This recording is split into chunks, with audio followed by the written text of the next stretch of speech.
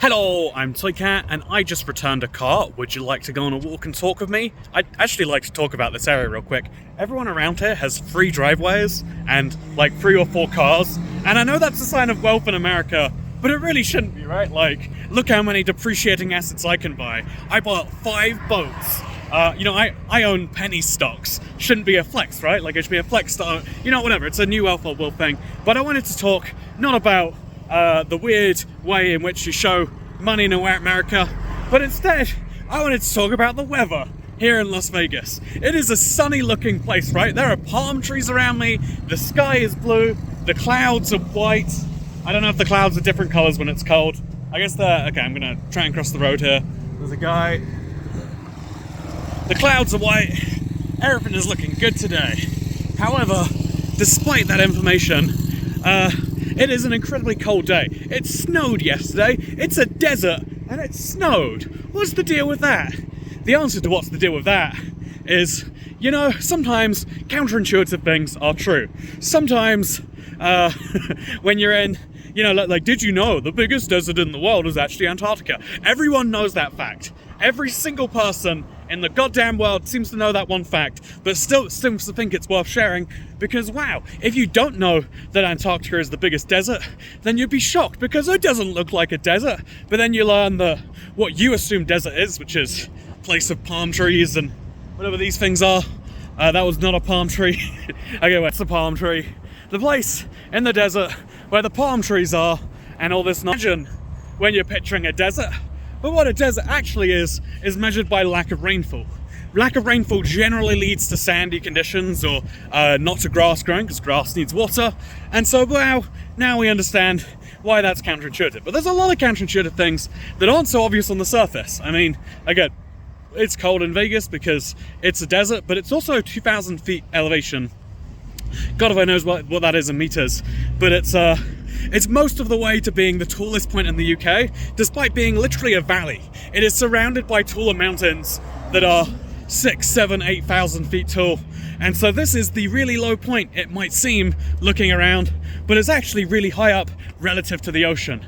LA is something like 4 hours that way, and you go, and LA is on the ocean, right? It has the port of Los Angeles, and somehow it is much lower down. Anyway, so today's video is not all about geography, although, maybe it should be, but instead it's about counterintuitive things. Because I think all the time about just how many things like that are true. I'm here in Vegas, talking about, like, I just returned a car. So it's interesting because for most people, like a car is, funnily enough, like, it's a hugely expensive thing. It has so many costs associated with actually owning. You have to talk about maintenance, you have to talk about fueling it, you have to talk about insuring it, taxing it. Also, it depreciates so quickly. Pro tip, if you ever want to think, like, the easiest thing you can do to change your life is, instead of flexing by saying, look how many assets I own that are slowly losing value till they become worthless, instead think about, what could I flex that would actually be an increase? Even the watch people, they at least believe that their watches are going up in value, and that's probably statistically true. They probably come somewhere close to inflation.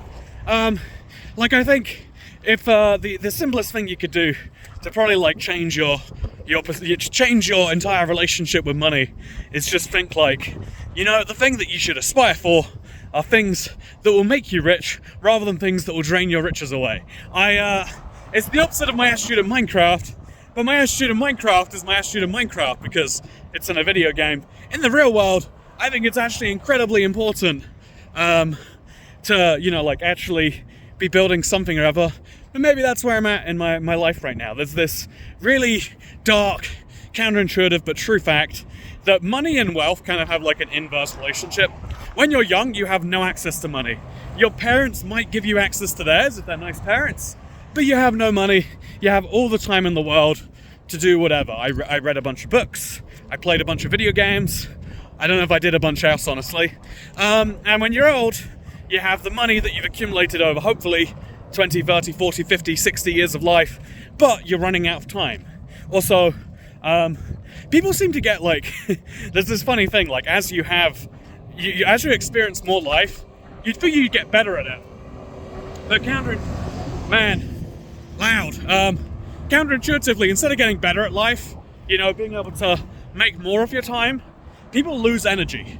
It's a weird truth. So you at age 60, you finally got the money you need to travel, and you can't do it. Counterintuitive, and honestly kind of sad. One of my favorite stories is the man who invented the AK-47. It's so sad that he has invented the single deadliest weapon of war. Over 100 million people killed by this one guy's invention. Admittedly, if he didn't design it, someone else would have designed a less efficient weapon, maybe a more efficient weapon, but it's still a lot to know that something you did caused so much suffering. And so yeah, cars are expensive.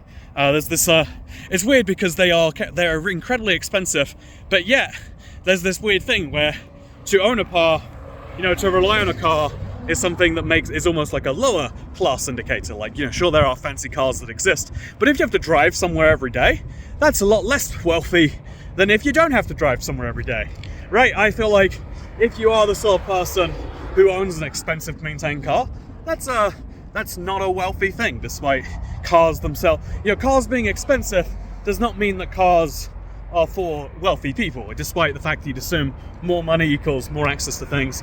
But anyway, another counterintuitive example kind of relates to relationships. I think, you know, I'm obviously, I mentioned before, went for a breakup, whole fun thing. But one of the things that came out of that, one of the trains of thought that I've been in, is thinking about the weird way you kind of combine. You always pick up elements of someone that you're with for so long. Partially just because that's what humans do. We're giant sponges. We see something happening, and we're like, I know, like when you're around people, there's a fun phrase. You're the average of the 5 people you spend the most time around, and there's some real truth to that phrase. That like, you kind of just pick up stuff from the people around you. Some part of that is what you think you should attain. Some part of that is your beliefs and your understanding of the average. I have a friend of a friend. I'm 27, and so till this point, every pregnancy in my life. Am I 27? Yeah, I am. I'm thinking I'm turning 28 soon. Got to start adjusting that calendar. Every pregnancy till this point in my life has been a grand tragedy. One of my friends, he was not really a friend. One of my previous friends that became a little bit not much of a friend by the time it happened, had a child at 14. His child is 13 now. And so that's a tragedy, right? Having a child at 14, you can spin it all you like. But it's making a mistake, and then that mistake grows up and has feelings and resents you, you know? Like, that's what having a child is at 14. So for the first time, I have a friend. It's a friend of a friend, admittedly. I've had it with 2 friends of friends, where they're actively trying to get pregnant. They're like, we have decided, now is the time, we're gonna go do some baby stuff inside of us. And that's nuts to me. That's crazy, but then it makes me realize, like, oh yeah, everyone at some point in their life probably does decide. I mean, mathematically, most people do decide to have children at some point, but it's still weird to hear. Like, oh yeah, they're checking out their estrogen cycle and estrus, I think it's called, and like you gotta check your ovulation here. Yeah, there's all this nonsense you gotta, and so it's interesting because now I have to start. Now because of that, I realize, like, oh, there are a fair number of people out there actively trying to get pregnant, huh? There's like a reasonable degree of people who don't see, oh God, I missed. My body is doing this biological function is not this big disaster for couples to overcome. But in some cases, they're like, oh, the miracle of life is starting. The next phase, it's the same as if they got their application accepted for a job that they dreamed of, or if they get their mortgage approved on a brand new place. It's an equivalent level event, you know? Imagine seeing someone learning your whole life that, like, oh yeah, you break your leg, that's real bad. You don't want to break your leg. And then one day, you see people deliberately breaking their own legs. And it's like, yeah, isn't it beautiful? And you have to be like, you do you, friend. I'm crossing over a busy highway now. Do you want to see it? This is Interstate 215. as you can see, people like to go places in Las Vegas via the automobile. And so there's a big busy road going over the busy road because, I don't know, it's Vegas. There's this funny thing where the weather here is perfectly equipped for walking in some great part of the year. Like right now, even though it's a really cold day, I'm going for a great walk. I've got my hoodie on, the sun's out. Oh, the sun feels good after all this cold. But counterintuitively, despite being in a perfect place for walking for much of the year, because it is in the west of America, and it is in also it's like unbearably hot 3 months of the year. Everyone drives because they're temperature control boxers that can go a lot faster than my. Look at me! Look at the speed of me! Look at the speed of that car! I'm using the plebmobile right here. These darn legs. These legs aren't taking me anywhere. Anyway, so speaking of taking the plebmobile, sometimes known as the legs, which I'm doing, by the way. There's this funny thing about, like, so the rich form of transport you might assume is the car. The poor form of transport is to, I don't know, ride a bike or something. But once you get rich enough, it then goes the opposite way, where like, oh yeah, you're poor if you have to drive a car everywhere. You're commuting, ugh. Whereas riding a bike isn't like a poor man's form of transport. It's like, ooh, you get to exercise and transport. Walking is like the cheapest, it's the only free form of transport. It takes the calories that you are otherwise going to suit. Like, even if I walked for the full, God knows how long it would take me to walk all across Vegas to get home. But even if walking will cost me a few hundred calories, which sucks, by the way, if you're trying to like deliberately run a calorie deficit, or you even just want to earn some calories. Like I had an amazing pancake flight for breakfast. Flight of pancakes was delicious. We'll have to share that somewhere on some social media. Follow me on Instagram.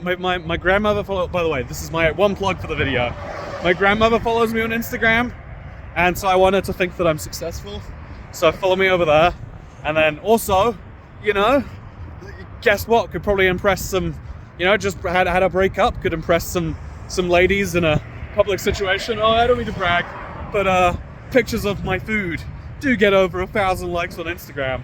So help me like the pictures of my food. And then this is all a joke. I'm related though. I want to talk about the counterintuitiveness about, I don't know, love and relationships and stuff. Because you're the average of the 5 people around you. Knowing that there are people around me who want to get pregnant has like changed my brain a little bit about this grand tragedy becoming like oh yeah, I guess some people want this. You know, I know same thing about like when I was younger, the idea of having certain things that are now social norms that involve you know, getting surgeries done would have been like bad, but now it's seen as good. It's a cool thing. The world changes and moves on for every generation. The fact that we can have all the look at that, right? There's something called Country Store. Okay, no, I thought it'd be a Cracker Barrel, but it's not. Sad. I don't even know what Cracker Barrel is. So many people keep telling me to go there, and I have to go at some point, right? Anyway, so I've come to realize recently that we have these relationships where we kind of like absorb characteristics of each other. That's friendships, but it's just especially true in a relationship because it's very rare you get a type of friendship where you, I think the way you can really define moving from like friendship to close or best friendship or whatever is when you don't have to like wonder like, oh, are they gonna show up? Are they gonna do this? It's just assumed that like, oh yeah, it's Friday, let's hang out. Like we don't even need to worry about what the thing we're doing is. Like, it's cool just being in each other's company or whatever. And that's basically the gist of where most relationships go. It's funny because I feel like sometimes you don't have the country store, take me home, you're a store, you can't do that, but there's a horse. I don't know if it's a real horse. It's definitely a real horse. Should I go pet the horse? Hey buddy, you want me to pet you? I wonder why they've put this big box around him. Like, do people steal the horse otherwise? They've got like country wire around it and everything. Who's a good boy? Yeah, that's a good boy. Yeah, they must be selling the fences. Man, I don't understand. I'm literally in one of the most developed parts of land for like 100 miles in any direction. Maybe I must be in the most developed piece of land, and there are country stores where you can buy little boxes to keep your animals in. That's cool, I guess. Anyway, in relation to kind of absorb quantities of person around you, it's just like a natural thing that humans do. If you never absorbed anything from anyone around you, then you wouldn't speak English, or you wouldn't speak any language, I guess. You know, if you don't speak English, then are you really speaking any language? But you wouldn't speak English. You wouldn't be able to understand basically anything about life. It'd be very hard if you didn't absorb things in it naturally. It'd be like, imagine your whole life you never had automatic breathing. You had to manually do it the whole time. You'd die at some point. Like, you'd go to sleep, and you wouldn't be able to go to sleep. You'd wake up every 90 seconds like anyway, so yeah, you absorb things from the people you're around, and it's weird because I think a trap a lot of people get caught in. I think it's especially big trap when you're younger, is that you assume this like absorbing of qualities of each other and kind of like becoming one big blob of a person. You assume that's like the desirable state. In the same way, it's desirable to have a friendship where you don't need to worry about what you're doing. You can just hang out. Like, oh yeah, wanna watch the game, wanna watch a movie, wanna go play some games together, wanna just have a drink and chat about what's going on. You know, having easy friends is the goal. But also, there's a reason the process before that exists. There's a reason it's hard. You don't have an easy friend. You're having that conversation, he's like, so I've been thinking about this grand plan, my manifesto, and I'd like you to read it before I publish it. And you're like, man, I don't want to be involved in this. But it's too late. You've made him your close friend. You've absorbed all that, and now you are part of the grand plan. You're a part of the manifesto, and it's your only choice now is whether you let go or not. Anyway, so speaking of manifestos, my manifesto that I'd like to share with you today kind of relates to, I'm going to see how much battery I have actually. I got plenty. I've also got plenty of time to walk. I've got to make a video soon when I get home. But we'll be home for a while. Going for a lovely walk. It's perfect weather. I'm getting cold, and then the sun is heating me up, and then the sun goes away and I get cold. I'm getting heated up again. I'm not getting too hot or too cold, but I'm feeling the best of both. Like, I'm feeling a nice cold walk, and then I'm feeling a nice warm walk. That's genuinely what I want. I love being on a hot day, having some air conditioning. I love being on a cold day, getting a nice warm car with heated seats or something. Oh yeah. Good things, right? Anyway, so, like feeling warm when you're hot, it's good. Feeling cold when you're warm, it's also good. So, anyway, as I was saying, before I was so rudely interrupted by this Andrew guy over here, is, I think I might want to go over. There's a nice bridge here, and it'll take me somewhere where there's a Whole Foods. I don't want to go to the Whole Foods, but I like to imagine that I'm the sort of person who would be like, yes, I'll just, anyway, with that said, people, it's a hard one to talk about, so I'm doing everything I can to distract myself from saying it out loud. But a lot of people want that ideal merged together state of like, where you barely even know what comes from one and what comes from the other. And it's weird, because that is a nice place to end up, and a lot of people make the mistake of specifically looking for that. And I think that one of the counterintuitive facts is the best way to look for a relationship is to be so solid and secure in yourself that you don't need to worry about all that noise. Again, that it feels counterintuitive. It feels almost wrong, even, I would say. Okay, now look at this by another highway. Look at that. That right there. That is Interstate 2. No, that's Interstate 15. Wow. I'm just walking by highways today, and it's really good for my lungs, as you can tell. Very healthy sounding cough. Oh, yeah. I hope that I have many more great coughs like that coming soon. There's nothing like being surrounded by fumes to really get me going in the morning. See, counterintuitive thing. For me, cars are bad because they make my lungs not go good. But when you're on a lower income, a car is the only way you're gonna get a car is a required way to get around. It's your lifeline to do your job, and blah blah blah blah blah blah. Anyway, so not going to distract myself from this. I think the weird thing about wanting to be like this combined person is it's not a healthy way to ever be, I would probably say. But you also can't become a combined person if you're not your own specific person, right?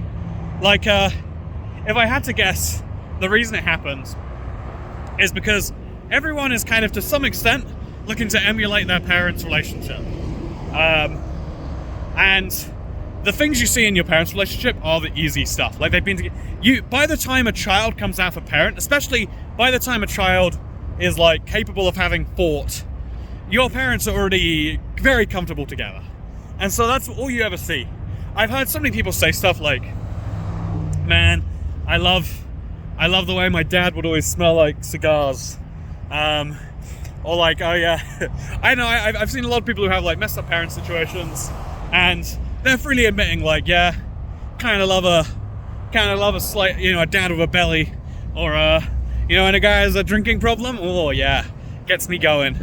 And it's, like the reverse is like, people don't like to admit it, but when they have weird things for women, it's like, well, tells you something about your relationship at home. But that's like one of the most uncomfortable ways you can like psychoanalyze someone, is be like, well, have you noticed you're like ladies who ride horses and your mothers, and makes a lot of people shut down. I've had that in my own family, actually. I'll do that to I'll do that fun anyway, it's unrelated.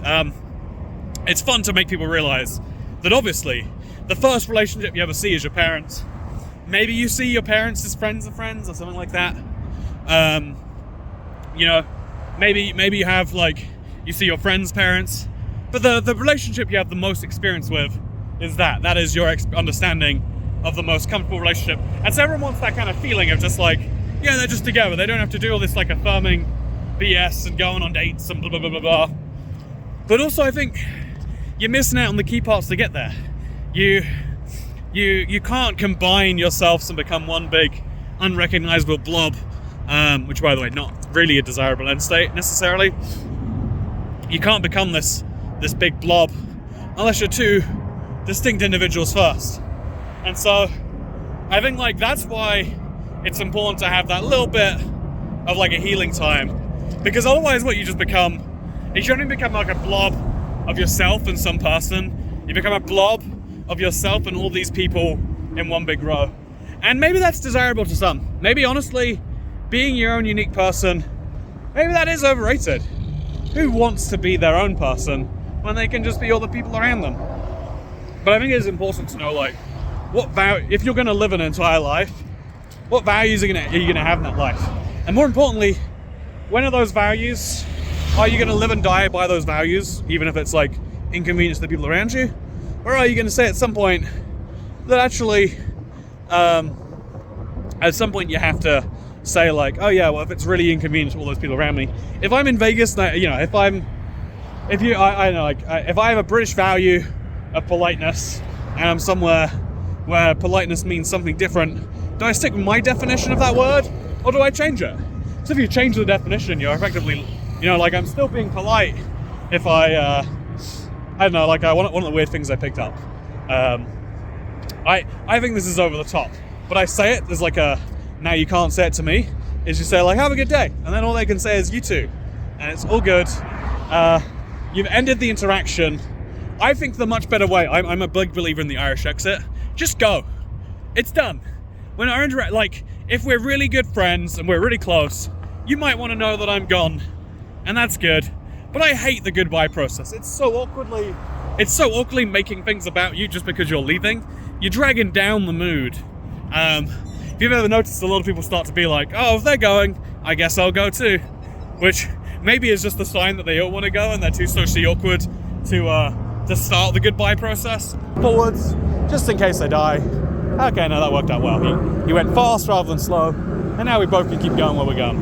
Oh, look, that's the strip, by the way. It's the Mandalay Bay. Oh, that means right over there. You can actually see it. That's the airport.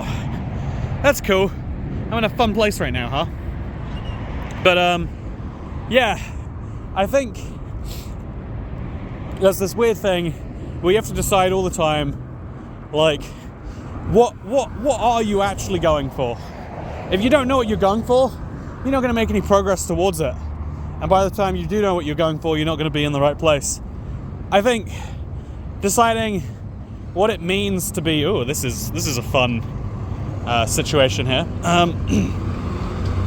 You've got to decide at some point what it means. You got to be sure. Oh, wow. Okay, you know, I finally found this place. I wanted to go forever, but I didn't know where it was. I've only seen it on delivery. There's Skinny Fats. I think it's a one-off. I had a kayak guy who I think he got arrested on some form of meth charges, and then he became a personal trainer. It was a real like meth to riches story. Yeah, he recommended this place, and I said I already knew it, and I felt bad because that's like impolite. I felt like my honesty value is the more important one. But at some point, someone recommends something, you just go, "Oh, that sounds amazing. I'll have to go." Someone recommends a TV show and you have no time to watch one. You don't say, "Oh, I don't have time for TV shows right now." That's the truth, which is a big value for me. But it's better to do, okay, it's open 11 a.m. to 9 p.m. It's 10:26 as I record that. I mean, I could try and open the door, but I feel like it's even worse if it does open at some point. Anyway, well, I was gonna live happy. I don't live happy anymore. That is a good example though, of like, you know, I really believe in truthfulness. I have to work out like where are the bounds on that. You tell enough people, like I talk about my earnings here on the internet. There's a level where I can't talk about it, partially because of contracts and stuff, and partially, like I would love to break down, like, you know, do the whole like, this is what I earn, this is what I spend. I don't know what I know most of the categories. I know my total expenditure and my total savings and my total. I know the bare strokes of it, but I love to break it down. But also, it's like, oh, this is also Skinny Fats, but they've got an employment center for a single restaurant. They got a little Jesus statue there. Wait, see this? Got a little Jesus statue there. I'm fascinated. Why some of the big casino groups will have like employment centers? Because like obviously they have 100,000 hotel rooms. Probably it's got to be in the thousands of jobs. But that's just a one-off restaurant. Also, that sign is not messy in real life. This is a fun case of refresh rates. I promise you it looks fine in real life, but it's messy there. Oh, this place looks cool too. Oh no, it's a salon. You can't eat at a salon. I mean, you can eat at a salon, but they won't serve you food. There should be salons that serve food. I would love to be eating like have like a steak sandwich, have a plate of poppadoms and some hummus or something. Yeah, I'd love to be going for some food while I get my hair cut. I'd go more often. My current, my favorite barber where I used to live used to give you like a nice, it was like tasty apple juice, so like you could have a beer or a cider if you wanted while you while you got your hair cut. My current place, they give you a can of sparkling water. Has to be a can, because we live in the future. But anyway, so I think working out when your values come into conflict with the world and what you're going to do in that case is a really hard one to actually answer. But even to get to the point where you have to work that out, is you have to work out, like, who am I? What am I? What does it mean to be me? What does it mean to be friends with me? What contribution am I intending to make to the planet? And those are questions you maybe never fully work out. But I think at least knowing the direction you're going, knowing the vibes that you're putting off, there's a fun phrase that you'll attract more flies of honey than vinegar. I don't know if that's true, but it does tell you that you'll attract flies of honey, and you'll attract British people with vinegar, right? So, like, do you want flies or do you want British people? I hope you want British people, by the way. But there's this by the way, railroad crossing, quite cool. Oh, also here's a cool thing to me. So there's a sewer system in base, causes the whole thing, and so people just live in the sewers. In this case, they've got like quite a bit of property down there. It's always fascinating me to see. A little bit scary sometimes. Oh, I'm zoomed in, sorry. There's the sewer. My bad. But yeah, it's counterintuitive that if you want to find someone to go merge your life with, you need to be sure about what your life is, because then you'll know what you're going to attract. If you're not sure what you're going to attract, how can you ever be sure you're going to find someone that's right? Well, maybe You just gotta wing it and believe in everything. But I think it really is hard to work out what values do you have, what do you do when they intersect with each other. If I didn't lie to the guy, I should have said, oh wow, titty fats, that sounds so good. My meth to riches fella. But honestly, I think I would have preferred to be a nicer person to him. I'd prefer if he's like, oh, that's awesome. This guy's gonna go on to have a good lunch today. When I make a recommendation, I talk about lobster rolls on the internet. I've definitely mentioned chicken sows in London as like the best fried chicken that I've had in the city. There's a lot of recommendations that I make, and I like making them knowing some part of me that like some people go out and try it. When I see someone tweet me of a picture of a lobster roll they tried, I'm like, yeah, you know, you got to try something great. You make sure it's covered in butter, by the way. If you see Connecticut style and Maine style, you might think, oh, Maine should know lobster rolls because they have all the lobsters. But no, it's Connecticut that knows lobster rolls. They cover in clarified butter. I don't even know how you clarify butter. I know it's a complicated process. And then it's a brioche roll, which is also toasted in butter. And I think brioche itself is already... There's a lot of butter involved, but butter and lobster, it just hits so much better than lobster and mayonnaise. Even if it doesn't sound like it should. Try a lobster roll sometime. I'd appreciate it. And if you have tried a lobster roll already, see, I told you I was by the airport. Hope that's my proof.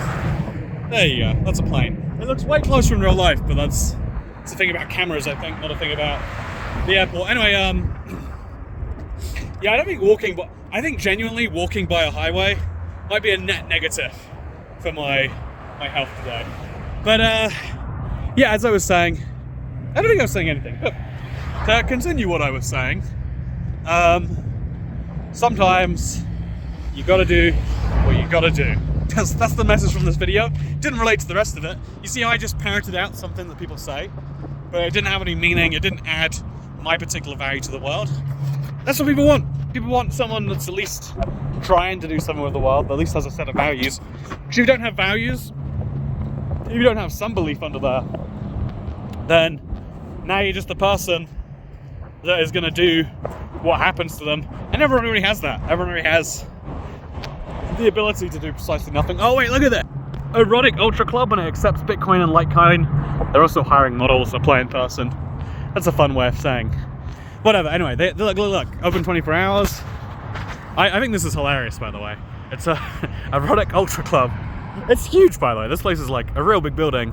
They got Octobooty. You know, that's funny too. They accept Bitcoin at a strip club, and I just think that's funny. They got a rooftop. Man, this place does sound good. Wait, if it's open 24 hours, can we go in right now? You know, I have values. Be wrong. But at the same time, I mean, if you're gonna... I feel like that would be such a fun time. That is actually a real value for this channel. Like, one of the things I want to do better is genuinely just show life. It's a little tricky sometimes, because like, interacting with other people, you have to work out the balance between, like, I do want to be polite. I don't want to, like, hurt other people's days. I don't want to be a tricky interaction for someone. But also I want to share the most I can, like, real world stuff with you. It'd be cool if we finish this by just walking into... Oh, see, I made that guy had to wait round a corner because I wasn't busy looking. Because I was busy looking at you. Beautiful internet.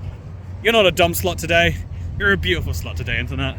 But yeah, I think like having real interactions on the camera would be cool. I also think it's useful. I think I would love to like show some of the world from like a socially awkward perspective about how easy it is to just be like, I don't know, even if you really don't want to do something, you can just like do the thing nice and easy. Yeah, I hope you'll enjoy this video. I think I made a point in there. It's all counterintuitive. There we go. That's going to be the title now. It's all counterintuitive. And if you did enjoy it, give me money because you're a beautiful slut and you deserve better. And if you give me money, I'll use it to buy a lobster roll. But if you can't give me money, I don't think there's actually a way on this third channel set up to do that, besides like a super thanks or something. But don't give me money. Go buy yourself a lobster roll. Tell me how it was. Unless it's bad, don't tell me if it's bad. I just want to hear positive reinforcing feedback. Okay, thanks for watching. Hope you all enjoyed, and have a great day, you beautiful sluts. Goodbye.